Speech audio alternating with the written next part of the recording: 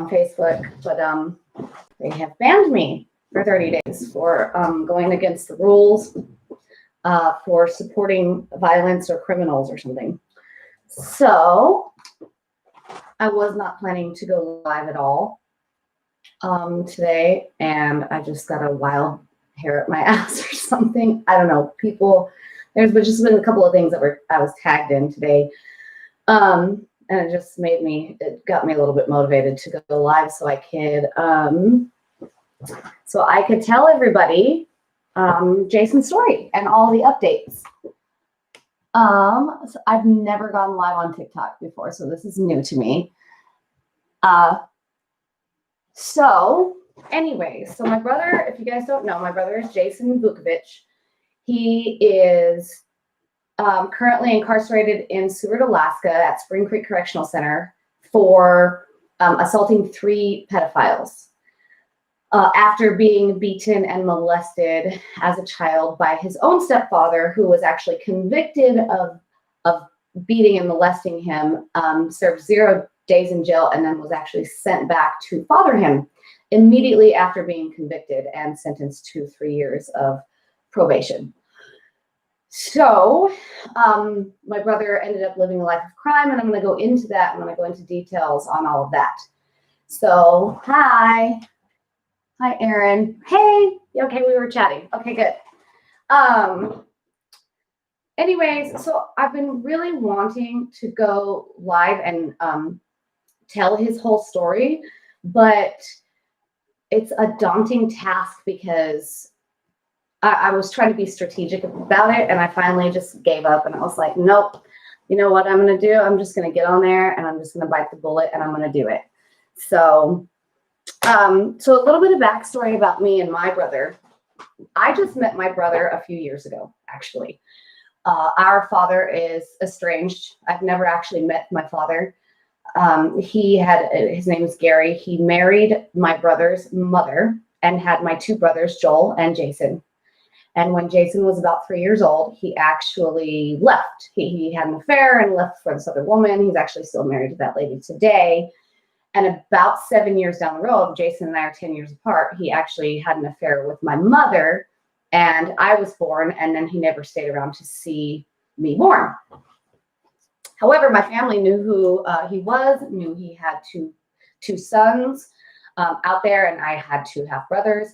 And they would tell me about them. Well, the internet came along, and I would start to get on the internet, and I would start to search about my father because I was very interested in who he was. What does he look like? Who are my brothers? I want to know my brothers. What are their lives like? So I searched and searched and searched for 16 years, and I could find my dad's information. I could find our father's information, and I actually had his phone number in my phone saved under sperm donor for the longest time, and never called him. I ended up calling him when I was 18. I spoke with him once on the phone, and then he never responded back, never answered another call or called me back or anything after that. Could never find anything on my brothers. So fast forward to 2016 or 17, I can't remember the exact year. I signed up for Ancestry.com. An ad came across my Facebook page, and it said something along the lines of, basically, hey, you can get this free trial for 30 days. And I was like, well, shit, let's just do it. I'm going to bite the bullet and do it and see if I can't find my brothers. So sure enough, I spend 3 days buried into the computer, my head down, just finding all these links and connections and this person and that person. And I'm messaging mass amounts of people saying, hey, I'm trying to look for my brothers. I think you might be related to us. And I eventually found them, and I found Jason incarcerated in Alaska for the crimes he committed in 2016. He lived a life of crime. What happened was, whenever he was 12 years old, his stepdad started molesting him. And so our father left them when he was 3. Sandy, their mother, quickly remarried to a man I think she met in church, if I'm not mistaken, named Larry Fulton, and he adopted my brothers. They ended up having 2 additional children, so they have 2 half brothers. A half brother and a half sister, and they were treated very differently than than Larry's actual kids. He would beat them. He had 2x4s, specially made 2-handled 2x4s that he would beat my brothers with. There were some days where he would beat them so bad that they could barely stand up, they could barely sit down. And then at age 12, when Jason was 12, and I believe Joel was 16, he started coming into their rooms for late night prayer sessions, right? And he started, molesting them. And this went on for about a year. And Joel and Jason actually said that, Jason remembers rolling. They had bunk beds, rolling as close as he could, facing the wall, trying not to look, trying to hide, basically. And Joel would always offer to go first to try to protect Jason, and maybe that he wouldn't do anything to Jason. So at about a year goes by, and Joel actually runs away. He decides he can't take it anymore. He runs away with a girlfriend. Eventually, he is caught by the cops because he stole his mother's car when he left, and they caught him. And he said, basically, he told them, "I am not going back there. Absolutely not. Here's what's going on." And he spills his guts about Larry molesting them and beating them. So, of course, they go to the house, they get Jason, they start doing an investigation. Well, Jason, being 13 and terrified, he doesn't fess up to the whole story. He doesn't tell them everything that's going on. He only admits to half of it, right? He's terrified. He doesn't want to be telling on his parental figures. So they take Larry and they actually convict him of second-degree molestation of a child. That being said, he gets served a 3-year suspended sentence, which means he doesn't serve 1 day in prison. And also, Sandy Fulton, their mother, supported him through the whole thing, and actually stayed with him until he died in 2016. Stayed with him. So he gets convicted, and then Joel gets put into foster care because he refused to go back. Jason, however, gets sent back to, hi, baby. Hi. We're live. Can you say hi? Hi. You want to show me your hoodie? Mm-hmm. What does it say? It says, What does it say? not for sale. Not for sale. Save the children. Cutie. Okay, hey, what are you doing? I just wanted to come in. Oh, you did? Okay. Well, can I finish my live and then I'll come see you? Okay. Okay. I love you. Love you too. Okay. Sorry. I forgot to tell them that I was going live.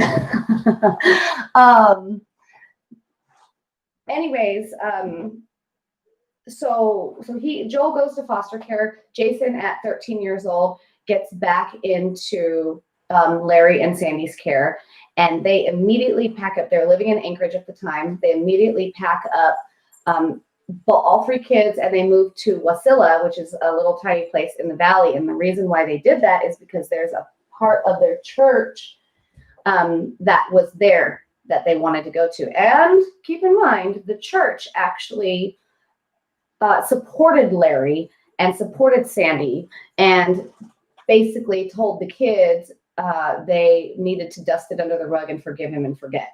So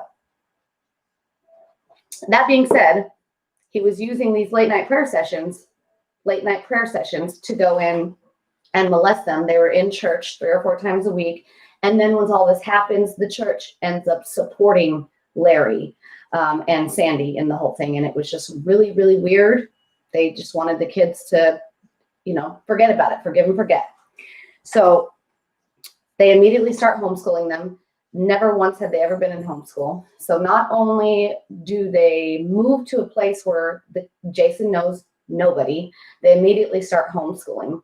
And so he has no contact with the outside world. The courts and the justice system never, ever, ever, not one time went back to check on him and check on his well-being at all.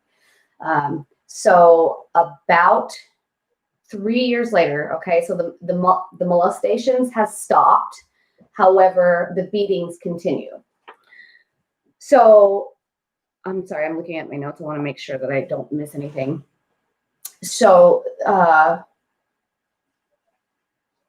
16, Jason, and during this time, Jason was getting jobs, and he was getting jobs on fishing boats and things where he could be away from the home for long periods of time, to be away from them, to be away from that, that situation, because he didn't want to be there.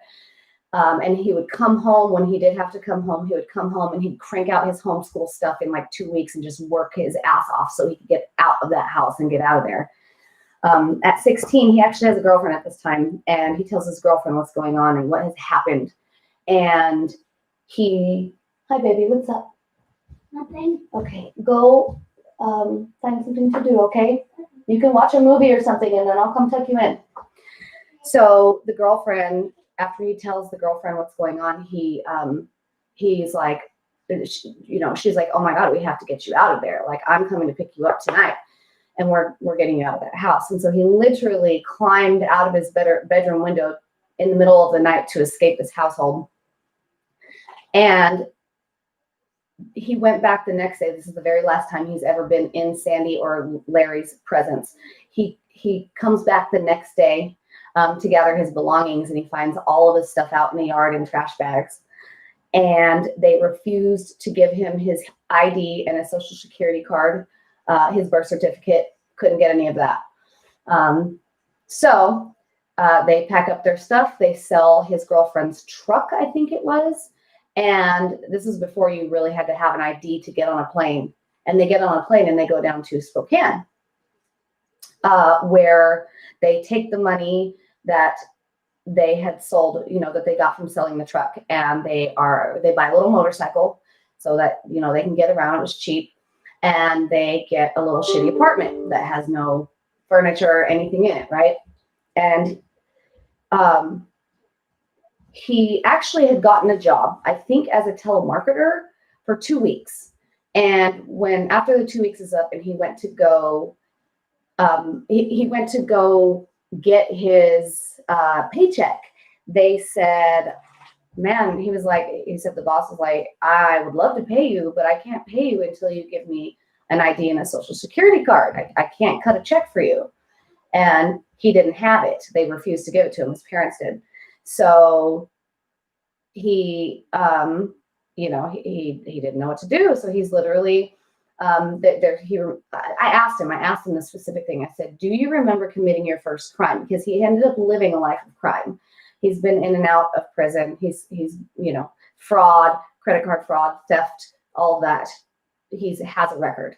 So I asked him, I said, do you remember committing your first crime? Can you tell me about it? And he said, absolutely. He said, I remember after, working for 2 weeks in Spokane as a telemarketer and then quitting the job because I couldn't get paid for it. We were sitting there on the floor in the living room of this empty apartment, no furniture, eating food bank food. And they realized that they don't even have any toilet paper to wipe their asses with. And he's like, shit. So he gets on the motorcycle and he drives down to like the gas station or the fast food or whatever the place was down the road. And he goes into the bathroom and he unravels a roll of toilet paper and actually hides it in his helmet, and is on his way home. And all he's doing is thinking, how am I going to make money? How am I going to get money for us to survive? And he sees a gym or like the fitness center, the local fitness center. And he thinks, what does he say? He says, I bet that in those lockers inside that fitness center that people put their wallets in there, and I bet you there's money in them.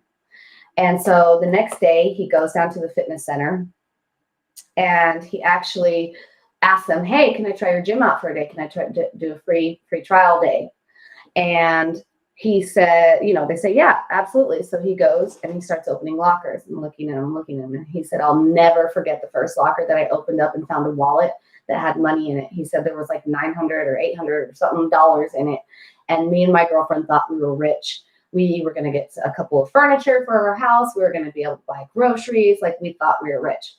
And that's how he started his life of crime, because he couldn't get a job legally. Like, he couldn't get a job. There was no way for him to make money, and they had to survive. So a lot of people are like, he lived a life of crime. He's a criminal. Yes, he was. But there's a story behind that, right? About a year later or so, he gets actually picked up.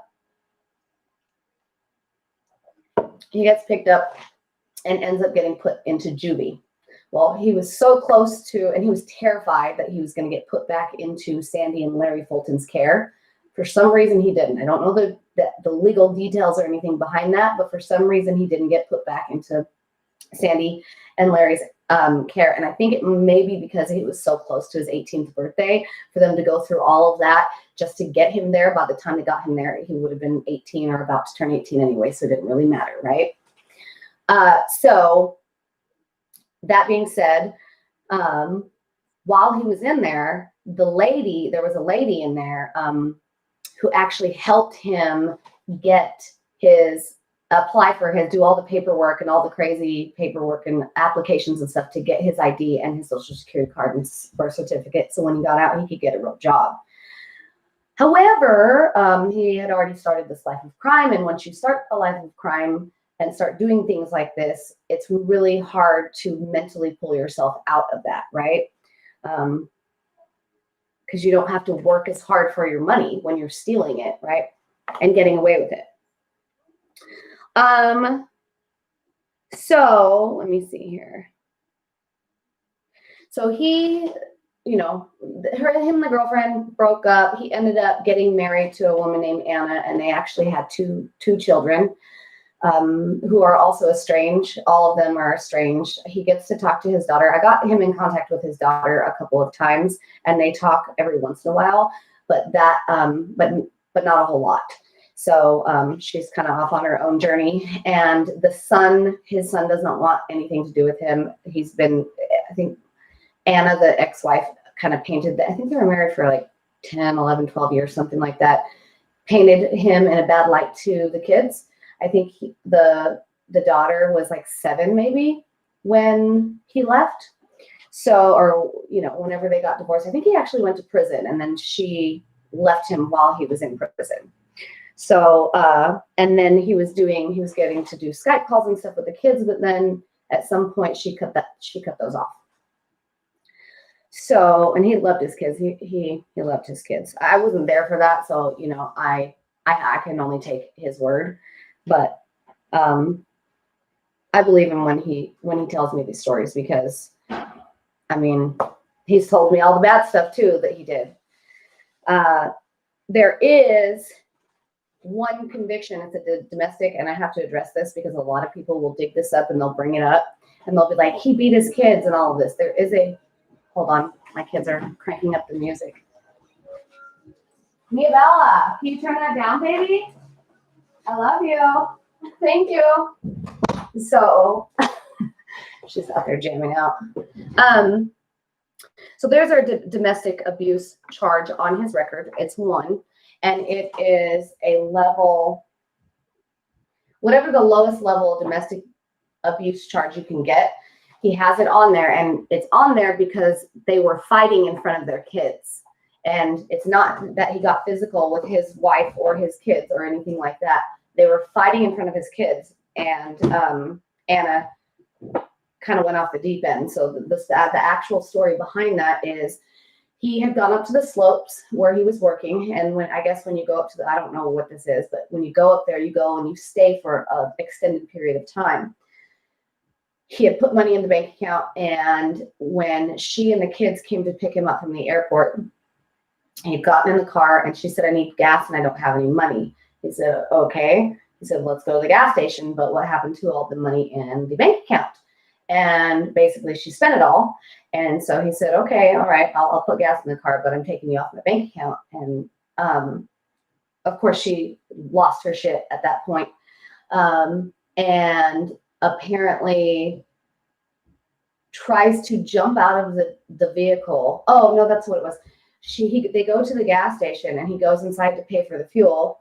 And while he's in there, she drives off with, freaking out, drives off with all of his stuff inside, all of his belongings that he had just brought with him off the slope. And so he starts running through traffic, gets to the car, gets back in the car. She tries to bail out of the car while it's going. He grabs her arm, he yanks her back in, he pulls the car into what did he call it? A Wonder Bread parking lot, and, stopped the car or whatever. And she hopped out screaming in the backseat.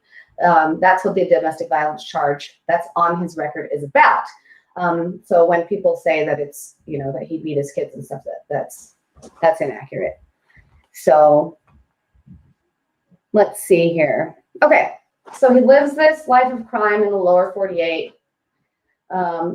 He has various jobs. He does work for some construction companies and has a real job that is also doing crime on the side. He's done a 4-year stint and a 2-year stint in prison. I'm not sure. I need to pull his record so I don't want to misquote, but I think it's something along theft, fraud, that kind of thing. At some point in 2016, he actually goes back to Anchorage. And what he does is he starts talking, he's hanging out with the little thug community down there, and he has nothing to lose at this point. He already is estranged from his kids, his wife, his entire family has turned their back on him. Not one family member from our family went to check on him at all. I don't know, it's a religious thing. So our father was actually a missionary. Our father was actually born in Indonesia because his parents were missionaries. They're all into religion. And it's like this, because it was this religion, they like tried to hide it and dust it under the rug and all of this. And so not one of our family members actually ever reached out in support of Jason or tried to help him or check on him or anything. And that's what blew my mind when I found his story. And I spent months doing research and reading everything that I possibly could. I was mind blown that there's all these humans who have blood relation to him that don't even talk to him or support him at all. So at this point in his life, when he's in Anchorage, he has no support, no family, his kids are not talking to him. The mom, the ex-wife is not talking to him or allowing him to talk to the kids. So he doesn't have anything to lose at this point. And the justice system failing him when he was 13 and him not, basically them putting him back into Larry Fulton's care. And then all 3 of his parents, our dad never showed up to try to help him after hearing what was going on. His mother supported Chester the molester, Larry, and took him back. And then Larry's the one who molested him. And then the justice system fails him. So at this point, he's been completely fucked, basically, by everybody. And so he starts talking to the young community. And what he's wanting to do is he wants to actually get, he wants to interview basically people. If you know anybody who's currently molesting children, I want to know about it, because I'm going to go in there and I'm going to knock them around a little bit and I'm going to scare their asses, because obviously, jail time doesn't scare these pedophiles into not molesting children. So if their lives are threatened, and if there's a big ass 6'2", 3" dude coming into their house and cussing in their face and slapping them around a little bit, maybe they'll think twice. They should be the ones who are checking their locks at night. They should be the one, not children. Children shouldn't be having to check their locks at night because there's these creepy ass child molesters running around free. It should be them who should double checking their locks. That's what his whole thing was. So as he starts talking to people, they start reporting these names. They start giving him these names. And so when he gets this list of names, he goes down to the library and he uses the computer and he starts trying to look up these people to see who they are, see where they live. And he finds out that most of them are already registered sex offenders from previous previous convictions for molesting children. One was convicted of molesting his 10-month-old granddaughter. One was convicted on child pornography, and one was convicted for child molestation because he got his own daughter pregnant, and then she had the baby, and then put the baby in his care, and he was babysitting that child. Like, who would give an infant over to a known child molester? Like, anyways, so those are the there was actually 8 people on his list originally, and when he went to one of the houses, there was these thugs that kind of ran that neighborhood that saw him and, you know, talked to. They were actually, at first they were trying to fight him and be like, what are you doing here? This is my hood. And then he told them, and they're like, oh, we've been wanting somebody to come in our neighborhood. Here's another person that is, you know, molesting kids that we know of. And that was the 9th name. So anyway, so he takes this information. He has a backpack that has, I don't remember what was all in it. I know there was a hammer in it. There was a cell phone, maybe a laptop, the list of names, those kinds of things. And he would go to their homes where he found their addresses on the sex offender registry, and he would knock on the door. And when they answer, he would, hey, is your name so-and-so? Yes, it is. Okay, great. And he pushes his way in, and he sits them down, and he slaps them around, punches them, yells at them, gives them a freaking long speech of what they're doing is wrong, and they need to keep their hands off of little kids. And then he steals some of their shit, he roots their house, and he leaves. And so he does this to 3 people. And yes, a lot of people ask, why would he steal from them? Have we got any emphasis? I'm going to give you some updates on his case at the end, after I'm done telling his story. But so he ends up, and keep in mind, these 9 people on this list and these 3 people that he's convicted of is not the first people that he's done this to. Okay, he was doing this in the lower 48, and it was just a thing that he did to try to help stop child molesters from continuing to do what they do. He was trying to scare them. So keep that in mind. So as he's stealing these items, people like to question, why did he have to steal from them? Why did he have to rob them? Well, first of all, my personal opinion on it is, who cares? They're pedophiles. But the real argument, or the real, the important thing that I like to say about it is that he would take the stuff that he stole and he would give it to battered and molested and raped women, right? So he would actually donate it for a good cause. It wasn't he was stealing it to go pawn it off to get drug money or whatever it is. He was donating it to, raped and battered women. So he does this on guy number 1 and guy number 2, and then he gets to guy number 3. The guy number 3 was not answering the door. So I think he stood outside trying to knock on the door and was like yelling, knocking on windows and stuff for maybe like 45 minutes, and he wouldn't answer the door. So he went around to some sidelight window, got out the hammer, and broke through. Well, I think the guy had a bed and breakfast. Like, there was a bed and breakfast going on, and there was a couple that was actually staying there. And after he broke into the house, the couple pops out into the hallway, and he knows it's not who he needs. And he is like, you two have nothing to do with this. Go into your room and shut the door. Like, I'm not here for you. And so they go in the room and they shut the door. And then he goes down the hallway to guy number 3, Wesley Demarest. And he goes to the doorway, and the guy's standing there, and he tells him to sit down or to lay on the bed or something. He says something, and the guy was refusing to do it. Keep in mind, this guy, from what Jason tells me, is actually bigger than him, and Jason is 6'2". So he refuses to do that, and it starts fighting Jason. He starts punching him, and he said, I let the guy get in about 3 punches. And then I said, okay, if this is what you want. And he said, when he had walked in, he had set down the backpack in between him and the guy. So at this point, he's kind of pushing the guy off of him, and he grabs the backpacking and he grabs the hammer out of it. And he hits the guy, and the hammer or with the hammer in his head, I don't know, 3, 5, 4, 6 times. I don't know, 5 or 6 times till the guy passes out. And if you look up his case, you can see the guy, he's got a black eye, all of that. And I guess he lost his job from it. Anyways, so that's what happens. And he steals some shit and then leaves. Well, the couple that was actually in the house there called the cops, obviously. And so Jason goes back out to his car and is sitting in his car or driving away from it. It was in a cul-de-sac, I think is what he said. It was in a cul-de-sac, and he was driving out of the cul-de-sac, and all of a sudden all these SWAT cars, all these police cars show up, and that's how he got caught. So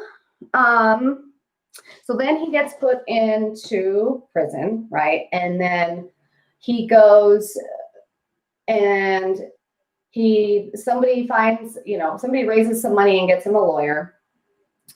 And at first, Jason said, you know what? I'll plead guilty if you only sentence me to the total combined sentence of the three pedophiles that I beat, and I will also go ahead and serve the 3 years of suspended that Larry, my stepfather, did not serve, he said. And it was a total of 9.5 years or something like that.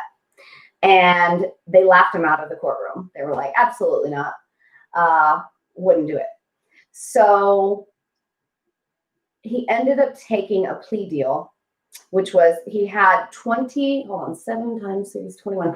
I want to say he had 21 or 22 charges ranging from assault, robbery, theft, all of those. Basically, it was about 7 or so felony charges per victim per pedophile that he beat. So what they did was they said, we will drop all of your charges down to only 2 charges, which is first-degree assault and first-degree robbery, if you plead guilty. And he ended up doing that. Yes, there's a petition. I'm sorry, I'm over here not paying attention to the comments. Yes, there's a petition, and I'm gonna. If you go to my profile page, there's a link tree in there.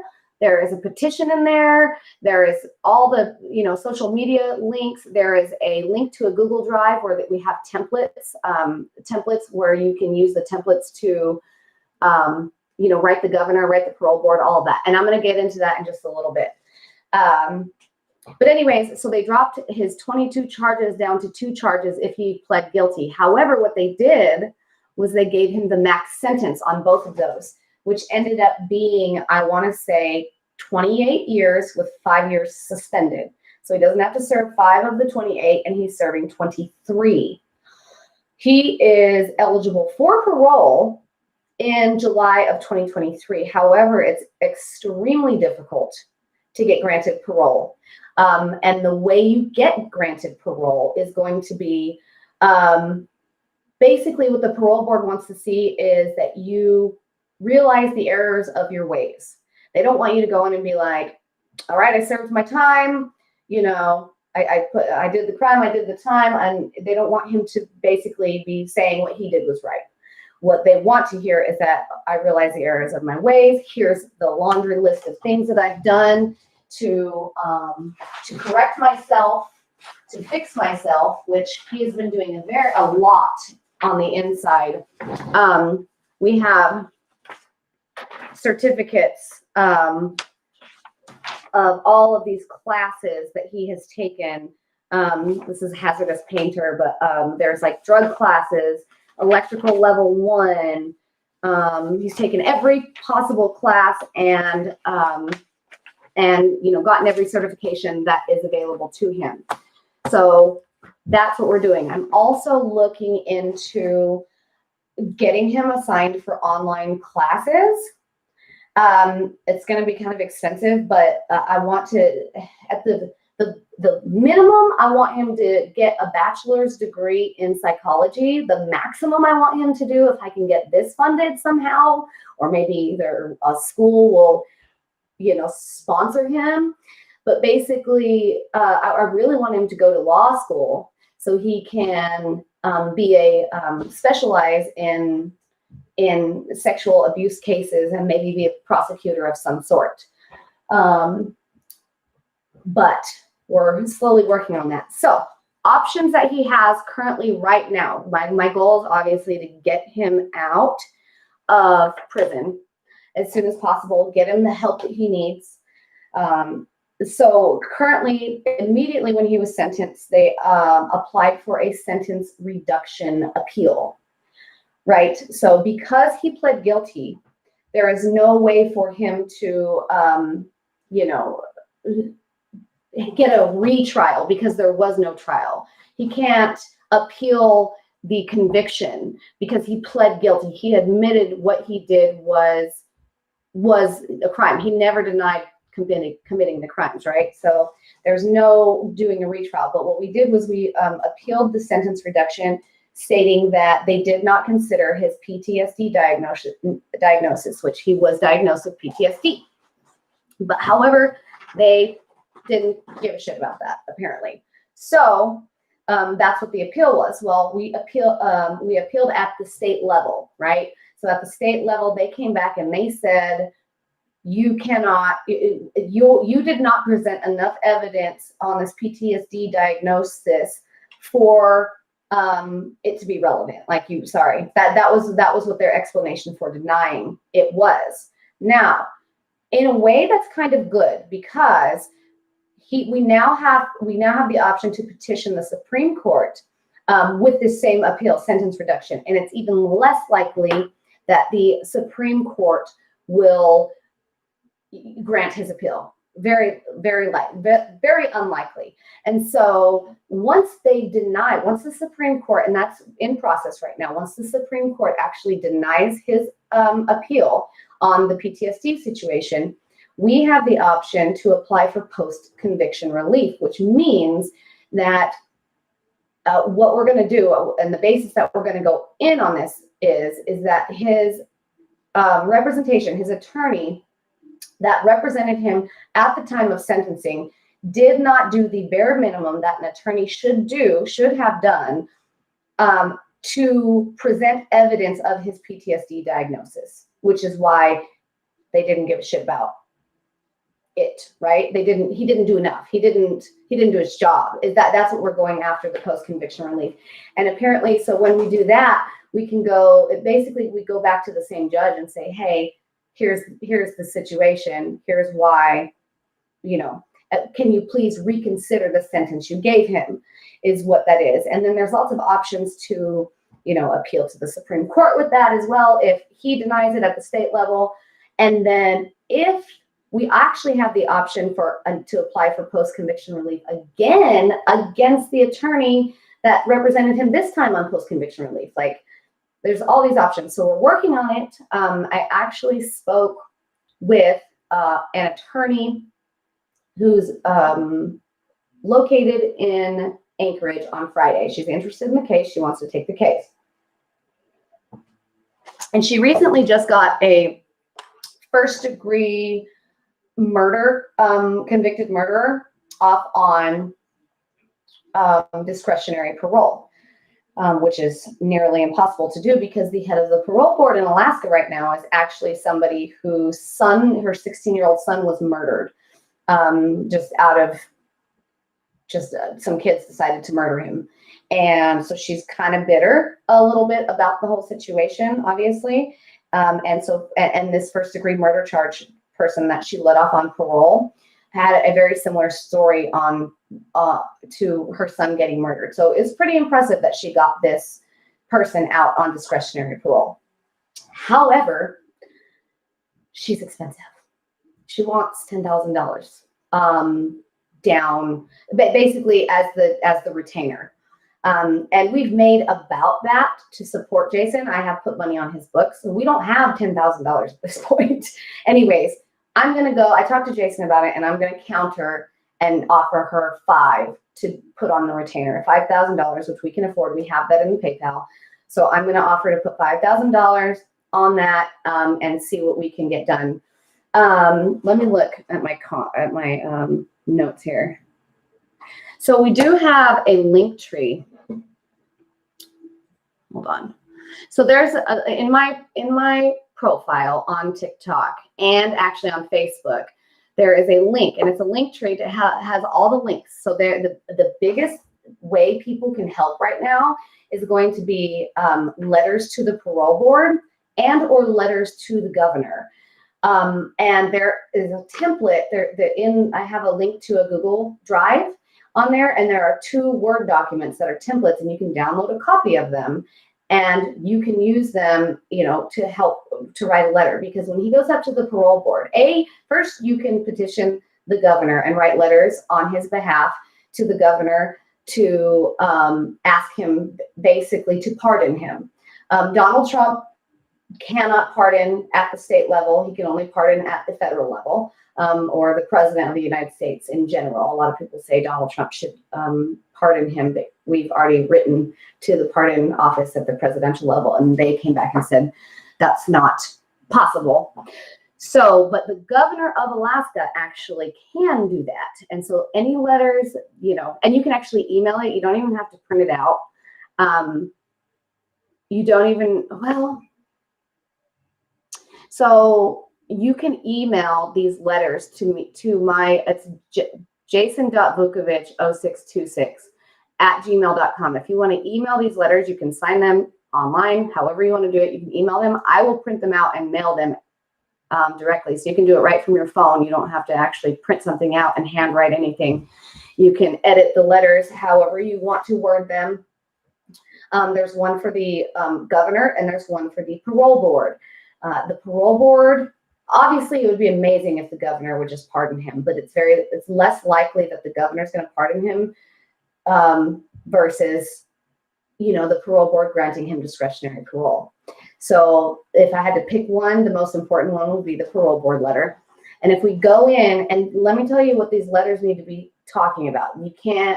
What they don't want to hear on these letters is that he's a hero, we support what he did, you need to let him out so he can continue his work.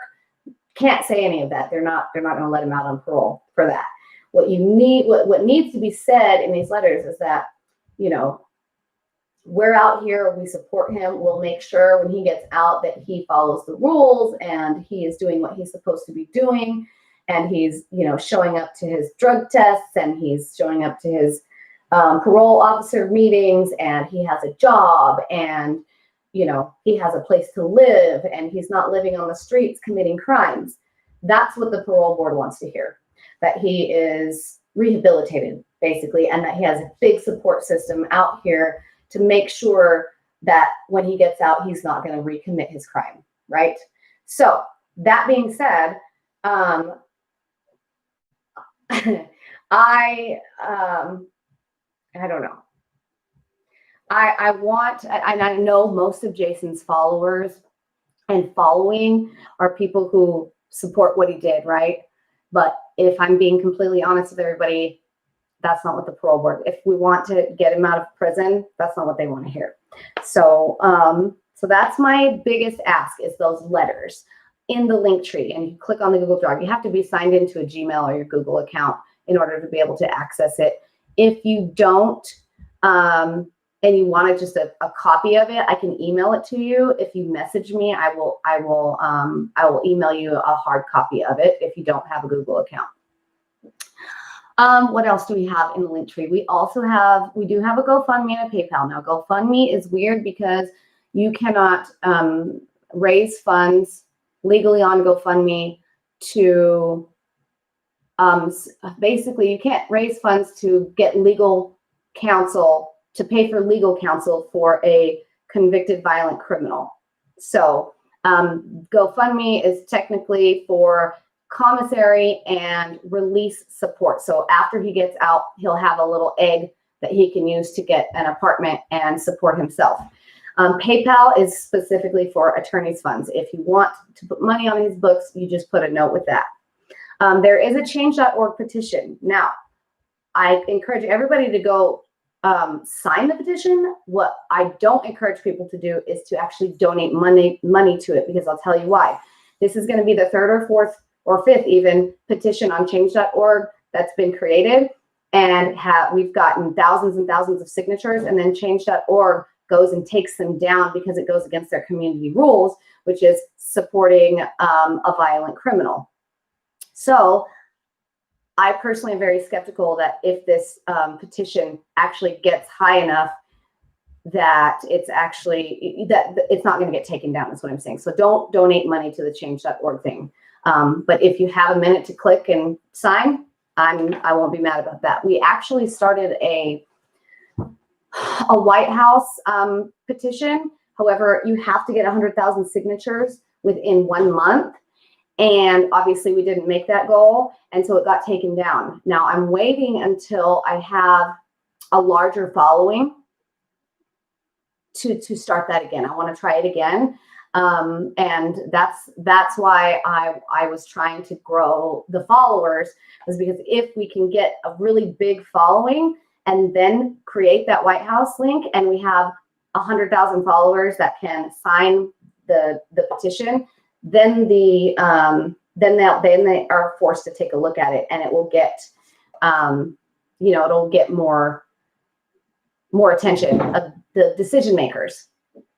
Also, so I did have an Amazon wish list for books for Jason. However, they've banned now Amazon books because he was getting too many and they didn't want to deal with it. You can buy books from Barnes and Nobles, or, oh gosh, I can't remember what the other one is called. I do have on there, a wish list on Barnes and Nobles that you can access and purchase things off of, and it will go, you can send it directly to Jason. So if you're looking for an address to write to Jason or to send a book off of Barnes and Nobles to Jason, you can click on either the PayPal or the GoFundMe, and in the description it has that in there. I don't have that option to add it as, a link on the link tree. Let's see here.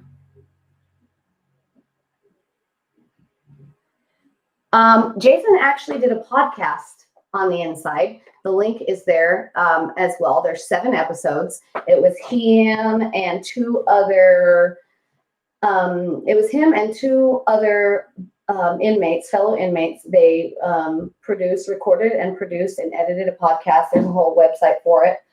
It's basically the 7 steps of being in prison and the different things that you go to. And what they did was they interviewed a bunch of the lifers, the inmates that are in there for life, on life experiences. And it's actually pretty funny. Like, they talk about some funny things and serious stories, stuff like that. So I would recommend going and having a listen if you feel so inclined. There's also an email address on there if there's anybody who wants to wants more information or wants to do an interview. I'm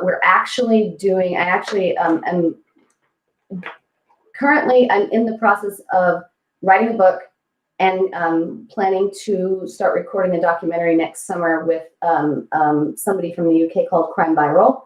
So we do have that in the works, but I'm always open to doing, interviews and answering people's questions. The notifications on social media, though, they get a little out of control. So it's hard to keep up with all of the comments and the tags and the messages. So you can private message me, not on TikTok, though, because TikTok, I hate the way they give you a message every time you follow somebody or whatever, because the real messages get lost in there. So I would ask that you email me. If you have questions, you want to give Jason a message, a letter, you can email jason.vukovich at 0626@gmail.com for any additional information. There's also the links to all of our social media pages. My personal Facebook, I think, has the biggest following. I think it's over 40,000. And then we've got TikTok. We've got a free Jason page. If you're messaging on the Instagram or the Jason Facebook page, a lot of the times I have a couple of girls who help admin those pages. So they are acting as me when they respond. So if you think you're talking to me, message me on my very personal page, because then you'll know it's me. But they help a lot. I love these 2 girls. So we are on Twitter. We also, now I'm not selling these shirts, these Alaskan Avenger shirts, but there's a couple of links in there that Who's Right podcast, who has, I was on their show I did an interview for Jason. They actually have their own little merchandise store where they've actually had an artist create a shirt called Alaskan Avenger, and it has Jason on there. Proceeds do go to Jason, so that those links are on there. Let me think, what else? I haven't gone live on TikTok, so I want to kind of see if I can go through these comments. Okay, let me see here.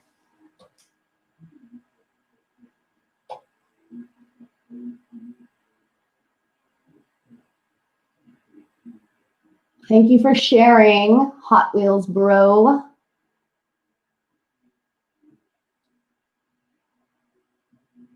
Okay, let's see here. Oh, yeah, when my kiddo came in, she didn't know I was doing. Thank you for the presents, Jen. I don't even know what I'm going to do with those presents or how I use them, but I'll figure it out. Hello from Columbus, Ohio. Real Jeff, hey, here in Texas. Jason is in Alaska. Have we got any info? Yeah, so I just gave all the info. Let me see here. Yes, Jesse Bean, I know. I want my brother out. And it's kind of sad because I finally found him after 16 years, only to find out that he's in prison. I have been to visit him 3 times, though, which was really nerve-wracking. The very first time I met him, it was very, I didn't even know what to say. I was just like, hello. So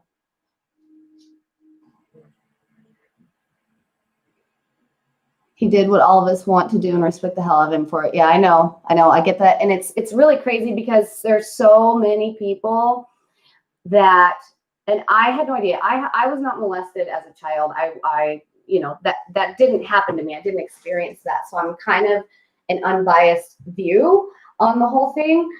I had no idea how many people were affected by this, because I'll tell you what, as soon as my brother's story started going viral, the amount of messages I got, I literally could not keep up, hundreds of messages. And I'm trying to respond to everybody of these very sad stories, right? Of people, how they got molested or were raped, or their kids were raped, or, and I just had no idea. It was very mind-blowing to me. Frida Homie, thank you. Might be guilty by law, but not guilty by morals. I know. It's really weird, because why are the pedophiles not getting 23-year sentences? There's people who have literally murdered raped and murdered babies, 3-month-old babies, and they get 10 years. And here my brother is serving 23 after being failed by the justice system multiple times. Let me see here. Free Jason, thank you. Yes, Aaron Stout. I know, girl. So that's what I tell people all the time. I'm like, I'm sorry that happened to you. They'll tell me their story. And I tell, I'm so sorry that happened to you. That breaks my heart. But just know there is a huge following out here now who are trying to make a change. So hopefully we have done some. I know we've done stuff. Here's the deal with this whole Save Our Children movement. My biggest thing, there's 2 things.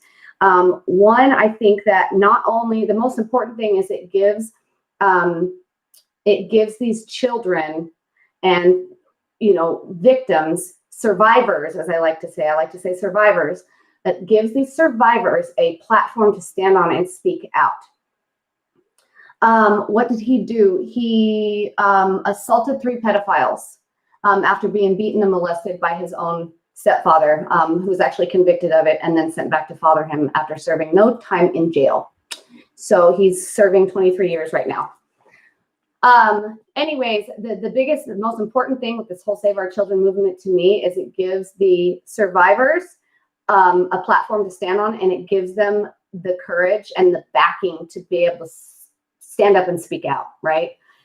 Because so many people don't say anything because they're terrified of not being believed, of they're ashamed, whatever it is, you know, for a child, like for example, Sophie. I'm sure you guys have heard about Sophie.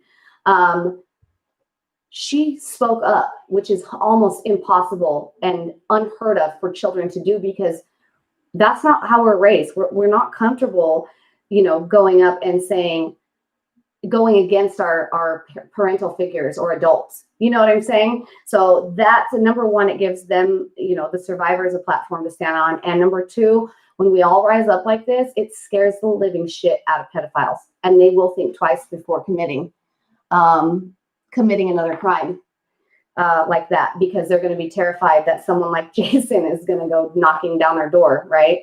But what I want for Jason is I want him to come out and use his situation for good, for something good, right? So let me see. Okay, well, I got through all the comments here. Let me just double check a few things. Make sure I didn't forget anything.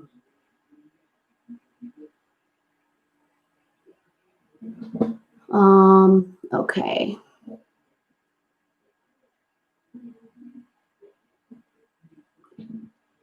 What? You can't believe TikTok blocked me. Mandy, TikTok didn't block me, I don't think. I'm still on TikTok right now. Anyways, so yeah, so that's all. I just wanted to get on here and you know, kind of lay out his story a little bit so people understood when they start asking questions. Like, why did he live his life of crime? Why did he steal from these people? You know, there's a story behind everything. He wasn't born a bad person, right? So I feel he needs help. And I'm glad that I found him, because whenever I found him and I read his whole story, I was just, my mind was blown that nobody wanted to help him. Nobody was there for him. So, in fact, I'm working on, I got this new printer scanner. Any of you technicians out there, I actually work in IT. This thing is brand new and it's a scanner, but I swear to you, we spent 6 hours trying to get documents scanned into it. I'm talking about his certificates, everything. The thing doesn't recognize a computer, won't scan.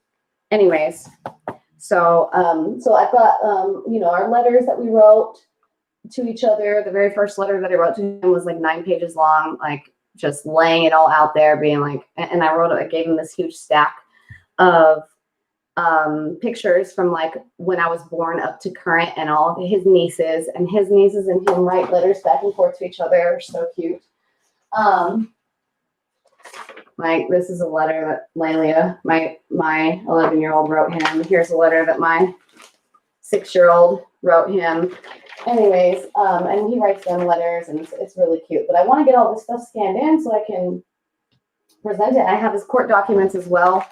But my damn scanner's not working. So anyways, I appreciate all you guys joining and sending the presents and all of that.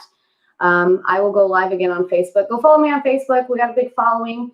And I will go live again on Facebook when I'm allowed to, hopefully. I'm trying to get kind of switched over to Parler because I'm terrified that Facebook is going to take my whole page down because I support a violent criminal. So anyways, I appreciate everybody, and I will post some new content as soon as I have some. Okay. Okay, bye.